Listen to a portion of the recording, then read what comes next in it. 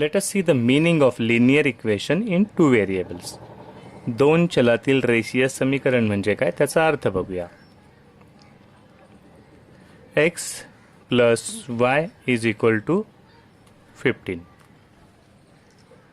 ह्याच्यामध्ये x आणि y आहे, ह्याची किंमत दर वेळेला वेगळी वेगळी येते. कभी x का आंसर 5 आता है, कभी 10 आता है, कभी 7 आता है, कभी y का आंसर 7 आएगा, 8 कुछ भी आएगा. जिसकी व्हॅल्यू चेंज होते रहती है उसको बोलते हैं वेरिएबल. ज्याची किंमत बदलत असते त्याला आपण बोलतो चल. This is not variable. 15 is 15. It is constant. 15 आहे स्थिरांक. 15 ची किंमत आपल्याला माहिती आहे. x की पावर कितनी है? x चा घातांक आहे 1. y की पावर कितनी है? y चा घातांक आहे 1.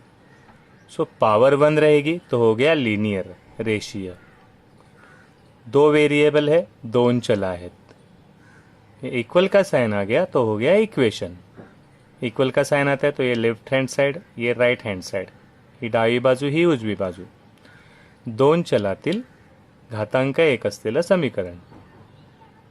Equation with two variables and the power of both the variables is 1. So, linear equation in two variables. हे झालं दोन चलातील रेषीय समीकरण.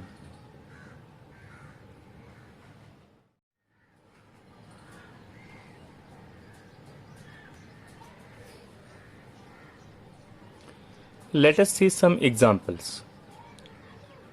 2p plus 5q is equal to 17.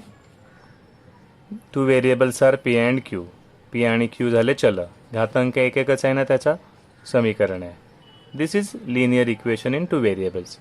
हे आहे दोन चलातील रेषीय समीकरण. √7a plus 3/4b is equal to 4. Variable है a और b, दोनों का पावर है 1 1. दोघांचा घातांक आहे 1 1. म्हणजे हे झालं दोन चलातील रेषीय समीकरण. एक कोएफिशिएंट जो है इट कुड बी एनीथिंग, कुछ भी रहने दो कोएफिशिएंट चलेगा. हम लोग को वेरिएबल देखने हैं, उनकी पावर देखनी है. Okay, this is linear equation in two variable. हे दोन चलातलं रेषीय समीकरण झालं. 5a² plus 3b is equal to 11. In this case the power is 2. याचा घातांक झाला 2. म्हणजे हे रेषीय समीकरण नाही. हे रेषीय समीकरण नाही. असं आपल्याला कंडिशन काय काय बघायच्यात. दो वेरिएबल होने चाहिए, दोनों वेरिएबल की पावर 1 1 होनी चाहिए. कोएफिशिएंट कुछ भी चलेगा अदर देन 0. वो हो जाएगा linear equation in two variable. चला आपल्याला बघायच्यात आणि चलाचे घातांक एक एक ऐकीने ते बघायचं.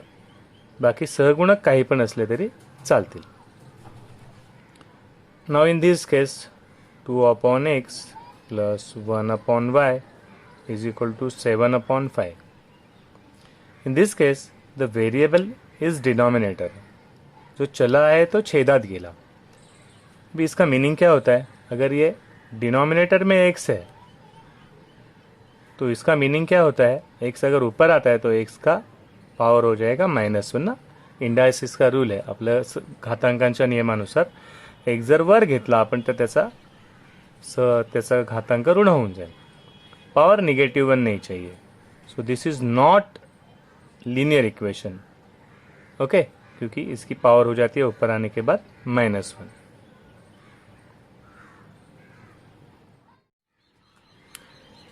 Late us take example. 12 plus 5 is equal to 17. Correct. So ये हो गया इक्वेशन. और अगर मैं माइनस कर देता हूं तो 12 - 5 इज इक्वल टू 7. एक ही टाइम पे हम लोग दो इक्वेशन लेते हैं तो they are called simultaneous equations. 12 plus एकाच वेळेला आपण दोन समीकरणं घेतली तर त्याला आपण बोलणार एक सामायिक समीकरण. ओके, अभी इसको मैं x और y में एक्सप्रेस करता हूँ. तो हो जाएगा x plus y is equal to 17. x minus y is equal to 7. This is first equation, this is second equation. तो ॲट द सेम टाइम दो इक्वेशन लेते हैं तो उसको बोलते हैं सायमल्टेनियस इक्वेशन्स. एकाच वेळेला आपण दोन समीकरणं घेतली त्याला आपण बोलणार एक सामायिक रेषीय समीकरण. अभी ऑलरेडी हम लोग को पता है ये 12 और 5 है, 12 + 5 17 और 12 - 5 7. ओके, इसी को अभी हम लोग सॉल्व करेंगे. हम लोग देख रहे हैं this is +y, this is -5, तो प्लस एंड माइनस कैंसिल हो जाएंगे. जब इस साइन ऐसे अपोजिट रहेंगे अपने आप कैंसिल हो जाएंगे. At that time will add them. जेव्हा असे विरुद्ध चिन्ह असणार आणि चलाचं निरसन होईल, इलिमिनेट हो जाएगा एक व्हेरिएबल, तेव्हा आपण करायचं ॲड. तो ॲडिंग इक्वेशन 1 and 2, समीकरण 1 व 2 ची बेरीज करू. हे झालं x + y = 17, x - y = 7. Important thing, जब भी मैं प्लस या माइनस साइन लूँगा तो मुझे डिस्टेंस छोड़ना है. यहाँ पे मुझे दिखने चाहिए कि दो टर्म्स अलग अलग है. इक्वल टू के लिए मैंने डिस्टेंस छोड़ा है. It should look neat and clean. अभी ऐड करने से क्या होगा, ऐड कर दिया तो +y - y कैंसिल. जब हम लोग ऐड करते हैं there is no change in sign. Adding का मीनिंग है साइन में कोई भी चेंज नहीं है. बेरीजचा अर्थ आहे चिन्ह आपण बदललेलं नाही. मग अधिक y वजा y कॅन्सल झाला. x + x becomes 2x. 7 14 4 carry 2. 2x = 24. 2x है इंटू 2, यहाँ पे हो जाएगा /2. 24/2 आपल्याला उत्तर माहिती आहे. 2 × 1 = 2, 2 × 2 = 4, x = 12. हम लोग ने क्या किया, y को इलिमिनेट कर दिया. yचं निरसन केलं, yला घालवून टाकलं, वजा करून टाकलं, कॅन्सल करून टाकलं. ओके, मग आपल्याला x ची किंमत मिळाली. कभी x कैंसिल हो जाएगा और y की वैल्यू मिलेगी. एक वैल्यू मिल गई, x = 12. मुझे एक ही फ्रेम में दिखाना है, दैट इज़ वाई मैंने लाइन ड्रॉ करके यहाँ पे आंसर लिखने वाला हूँ. But you right neat and clean. चांगली दिसली पाहिजे भाई.